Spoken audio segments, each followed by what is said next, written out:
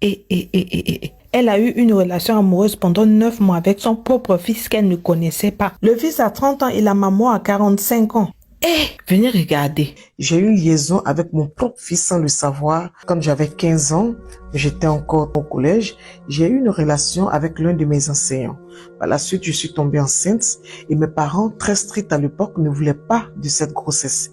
Ils ont voulu l'interrompre, mais le médecin a déconseillé parce que cela pourrait créer des complications. Et à l'accouchement, j'ai entendu les premiers cris de mon bébé, mais on m'a rapporté après que l'enfant était mort-né. J'avais pas le choix, j'étais impuissante, j'étais petite. J'ai accepté le verdict ainsi. Quelques mois après, mon père a décidé de me faire venir en Europe. Cela fait 30 ans et plus que je suis là. Il y a 9 mois de cela, j'étais un soir à la gare du Nord, je rentrais de mes courses. Étant à la gare du Nord, il y a un jeune monsieur, un homme qui m'a approché. Il avait l'air angoissé, désemparé. Il m'a demandé de lui prêter mon téléphone pour passer un coup de fil. Son accent était similaire au mien. Je lui ai donc demandé, mais d'où il vient, qu'est-ce qui se passe? Il m'a dit d'où il venait. J'ai vu que c'était un compatriote. Donc tout de suite, j'ai accepté de l'aider, je lui ai passé mon téléphone. Malheureusement, le numéro qu'il a composé ne passait pas. J'ai moi-même insisté, ça ne passait pas. Nous sommes restés là près de 15 minutes. Au moment de partir, il m'a supplié de l'aider parce qu'il n'avait personne. Donc je suis encore restée pour essayer de comprendre ce qui n'allait pas. Et là, il m'explique qu'il était arrivé le jour même. Il venait chez son oncle. Il a appelé son oncle étant à l'aéroport. Son oncle lui a indiqué comment faire pour arriver à la gare du Nord et que là, il allait venir le chercher. Depuis le matin, il est là, il appelle, le numéro ne passe pas. J'ai proposé qu'il vienne avec moi, vu qu'il faisait froid et tout ça. Donc il est venu avec moi. Il a mangé, il s'est rafraîchi, je l'ai installé. J'ai proposé qu'il dorme là jusqu'au lendemain. Le lendemain, j'ai encore appelé le numéro, on a insisté ensemble, ça ne passait toujours pas. Il a appelé au pays, il a expliqué la situation à sa famille qui eux aussi de leur côté ont tenté de joindre ce dernier en vain. Je me suis dit, bon, s'il part, il va où? C'était compliqué. Donc j'ai décidé, je ne sais pas pourquoi, de le garder un moment. Après 2 semaines, c'était toujours pareil, on n'avait pas joint l'oncle. Mais bon, au fil du temps, avec le rapprochement avec lui, il est tellement serviable et sympa, il m'aidait vraiment dans la maison et tout. Je ne sais pas, un soir après un repas, on a pris un peu de vin et puis c'est parti. Ainsi, nous avons commencé une liaison lui et moi. Moi, j'ai 45 ans et plus, mais je ne fais pas mon âge. Par contre, lui, c'est un monsieur d'une carrure assez imposante. Donc, nous sommes restés dans la relation. Au bout de 3 mois, il a pu joindre l'oncle. L'oncle a demandé où il était, il voulait l'adresse pour venir le chercher. Et il a demandé mon avis. Moi, j'étais déjà habitué à lui, et vu que je suis seule depuis très longtemps, donc je lui ai dit non, il peut rester, il n'y a pas de problème. Du coup, il a donné l'adresse à l'oncle, mais il a dit qu'il allait rester là. Nous sommes restés ensemble. Oui, au bout de 9 mois de relation, un jour, il m'a dit qu'il y a son papa qui venait du bled et qu'il aimerait me présenter à ce dernier. J'ai dit d'accord, il n'y a pas de problème. Le papa est venu, effectivement, on s'est rencontrés dans un restaurant avec l'oncle en question. Mais ça a été le début de mon enfer.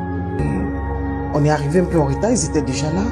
J'ai regardé le monsieur longtemps parce que ça faisait des années. Je le reconnaissais pratiquement plus, mais il y avait quelques images qui me venaient à l'esprit quand même. Donc je le fixais tout le temps, tout le temps. Lui, il m'avait tout de suite reconnu parce que j'ai pas beaucoup changé. Il a gardé son calme, on a mangé, on a fait ce qu'on avait fait, chacun rentré. Il a demandé l'adresse. Et puis le lendemain, il a demandé à venir à la maison. Chose que j'ai acceptée, c'était un dimanche. Quand il est arrivé, il a demandé à échanger avec moi en tête à tête. Donc je suis restée avec son papa. Le monsieur m'explique que c'est lui le père de l'enfant et que c'est avec lui que j'ai eu l'enfant. Je lui ai dit non, ce n'est pas possible parce que mon fils à la naissance est mort. Il a dit non, à la réalité, l'enfant n'était pas mort. C'est là qu'il va m'expliquer que mes parents étaient rentrés dans un deal avec eux et que mes parents avait dit qu'il ne voulait pas de la grossesse, ne voulait pas de l'enfant, et que s'il veut l'enfant vivant, à la naissance, qu'ils s'arrangent à récupérer l'enfant, et ils vont faire déclarer l'enfant mort-né, comme ça je vais accepter de voyager. Parce que si l'enfant est vivant, je ne veux pas accepter de partir. Ils se sont tendus avec les sages-femmes et ils m'ont déclaré l'enfant mort-né. Et eux, ils ont récupéré l'enfant par derrière. Donc moi, je n'avais aucun contact avec l'enfant, aucune nouvelle de lui.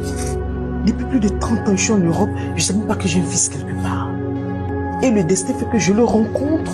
Mais malheureusement, j'avais qu'une seule chose en tête, que la tête s'ouvre, que je rentre. J'étais dégoûtée de la vie. Rage, colère, je ne sais même pas ce qui m'animait. J'ai juste demandé une chose, qu'il parte avec son fils. Je ne sais pas comment il a expliqué, il est sorti, je ne sais pas comment, qu'est-ce qu'il a expliqué, mais il est rentré. Il me dit, ah chérie, mais quand il a dit chérie, j'ai failli mourir. J'avais envie de vomir. Il me dit, non, je vais aller quelques jours avec papa, est-ce que tu peux me... Je lui ai fait des signes, non. Il m'a dit, non, tu n'es pas content. Je dis, si, allez-y. Ils sont pas dit, non, allons rapidement, nous, on est pressés, mon cher. Et donc, ils se sont hâtés de partir avec lui. Il les a suivis, il m'a dit, non, j'irai juste 2 jours et je reviens. J'ai dit, ok. Mais depuis lors, je l'ai bloqué de partout et je n'accepte pas qu'il vienne. Il est venu à la maison, il a sonné. Même fois, il vient les nuits, il vient de jour. Je n'accepte pas d'ouvrir, je ne veux pas. J'ai même dit au concierge de ne plus le laisser rentrer dans le bâtiment. Je ne sais pas comment le regarder, comment lui expliquer, quoi lui dire. Est-ce que son père lui a dit, Il m'a laissé un message, plein de messages, dans mon mail, parce que là, je le bloque partout, mais dans mon mail, il m'a laissé des messages. Il me dit qu'il veut me voir, il faut qu'on parle, mais on parle de quoi? Je ne vis plus, on m'a tué la première fois en me disant que mon fils était mon nez. Et là, cette fois-ci, on m'achève. Je fais quoi? Comment je regarde mon fils? Je fais quoi? Donc mon fils a 30 ans, moi 45 ans. Voilà mon histoire. Ça. Comment elle va gérer ça? Qu'est-ce qu'elle va faire? Est-ce qu'elle va dire la vérité à son fils? Oui, elle est obligée de dire la vérité à son fils. Mais comment le fils va prendre ça? Parce que la manière dont le fils a bien yuguyaga sa maman, il a retourné de gauche à droite dans tous les sens. Il a soulevé, il a écarté, il a... Et les parents, faisons très attention quand on prend souvent certaines décisions à la place de nos enfants là. Réfléchissons bien. Je comprends que c'était pour la protéger que vous avez fait ça. Mais à un certain âge, le mieux c'était d'expliquer à la fille que voilà, quand tu étais petite, il y avait eu ça. On est obligé de te mentir juste pour te protéger. Vous lui avez rien dit jusqu'à elle a grandi. Et le destin a fait que aujourd'hui,